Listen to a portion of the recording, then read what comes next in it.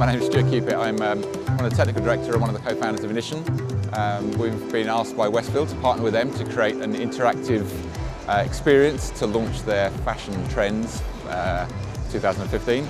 We've created an interactive video wall experience and a VR experience. The content's made with a combination of software development and 3D modelling graphic art, which has been worked as a sort of partnership between us and Westfield to create the right fashion-themed trends. The walls use a Microsoft Kinect to track your whole body, so you can interact with the graphics that are on screen by moving around, jumping, clapping, and touching other people. It's a combination of art, interactive fun, and experience. It's the kind of thing you come out and don't see every day, certainly not the virtual reality. It's quite new, the technology is only just becoming available. We've added a new element to it, which is to be able to track your hands in the virtual space, and it's one of the first times that's been shown in the public. Leap motion, which is a hand or gesture tracking technology, so when you hold your hand up in front of your space, the headset tracks your hand and you can see your hand in the virtual world. Something changes between when you're watching it on screen and when you're wearing the VR headset.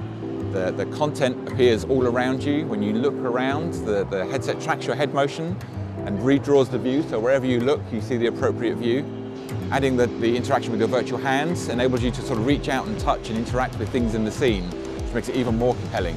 You start off in a little holding room where you're asked by the host to choose one of 3 different fashion trend experiences. You can touch denim, floral, or future modern. When you touch one of those tunnels, you shoot off into a virtual world, a virtual space, which is each one's slightly different, and they're inspired by the different fashion trends. So there's a sort of floral garden of abstract plants, there's a future modern scene, and there's a denim world, which is sort of an urban, grungy scene inspired by denim. You can reach out with your hands and use it a bit like Superman to fly through the air. It's very, very responsive to your motion. They're not a direct shopping experience. Perhaps that sort of thing will come in the future.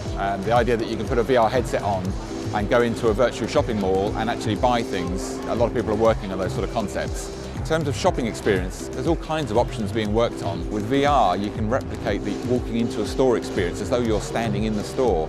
So it'll be a very different experience to shopping online. The VR Topshop one, that was one of the first virtual reality projects using the Oculus Rift, experiencing a fashion show from the front row whilst you're sitting in the Oxford Street store. So we filmed the front row fashion experience using a wide-angle camera, beamed that content live back to the Oxford Street store, and then 5 lucky winners were able to put the virtual reality headset on and get a view as though they were sitting on the front row, being able to look around and watch the models walk past.